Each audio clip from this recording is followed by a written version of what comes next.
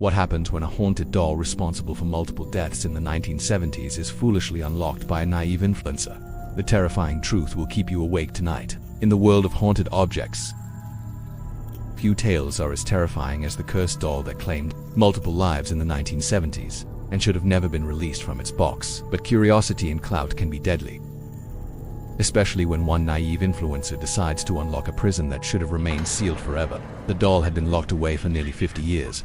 Its case sat deep in the archives of a small museum dedicated to paranormal artifacts, sealed in thick glass, bound with iron latches, and marked with faded warning labels, "Do not open." Those who knew the doll's history never questioned the need for such precautions. Back in the 1970s, 3 families had owned it. Each ended in death. Their stories eerily similar: muffled screams at night, doors slamming shut, and bodies discovered twisted in unnatural positions. Police reports described accidents, but witnesses whispered otherwise. After the 3rd family was found lifeless, the surviving relatives demanded the doll be locked away. Paranormal investigators sealed it in its case, where it remained silent, still, and waiting until now. Evan Cole, a 22-year-old influencer with millions of followers, prided himself on pushing boundaries. He filmed overnight challenges in haunted houses, live-streamed seances, and laughed at urban legends. His fans loved it. The more outrageous, the better. When he heard about the locked doll in the dusty museum, he knew it was his next big stunt. The curator, a frail woman with trembling hands, begged him not to. "You don't understand," she whispered. "That doll is dangerous. It has taken lives." Evan smirked at the camera. "Perfect. This is going viral." That night, with only his phone's flashlight cutting through the gloom, he stood before the glass case. The livestream chat exploded with taunts and dares. His fingers hovered over the cold latches. "Guys," he whispered theatrically, "let's see if the legend is real." The lock clicked open. The glass door groaned, and for the first time in decades, the doll breathed air. It sat motionless at first, porcelain face cracked, glass eyes dull, a faded dress torn at the seams. Evan lifted it out, mocking its eerie stare. "Meet my new co-host," he joked. "She's camera shy." The chat spammed laughing emojis. Evan laughed too, but behind him, the shadows lengthened. The first sign came within minutes. His phone flickered, the live stream cutting in and out. The audience typed frantically, "Someone's behind you." Evan spun around. Nothing. Just the rows of covered artifacts. When he turned back, the doll was no longer in his hand. It was sitting upright on the museum floor. His laugh cracked. "Nice trick. Real funny." He reached to pick it up, but its tiny porcelain hand clamped onto his wrist with unnatural force. He dropped it instantly, heart hammering.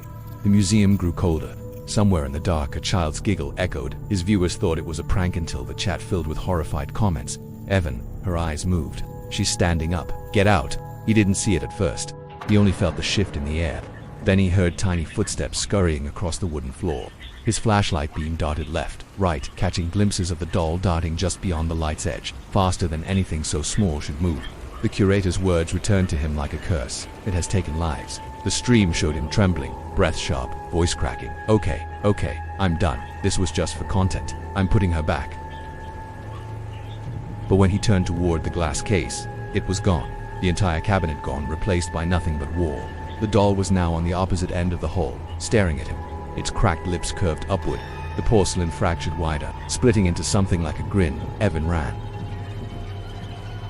The camera shook violently as he sprinted through the museum, viewers screaming in the comments. Doors that had been opened earlier were now sealed shut. Lights overhead burst one by one, plunging the halls into blackness, and then silence. The live stream froze on a final frame.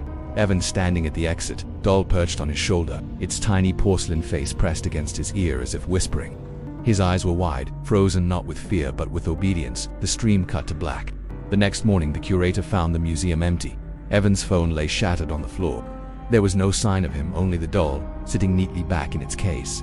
But the locks were broken, the glass door ajar, and though its porcelain face was cracked, its glass eyes gleamed with fresh life. Evan was never found, but weeks later his followers began receiving late-night notifications, new uploads on his channel. Each video was shaky, distorted, showing unfamiliar rooms, unfamiliar faces.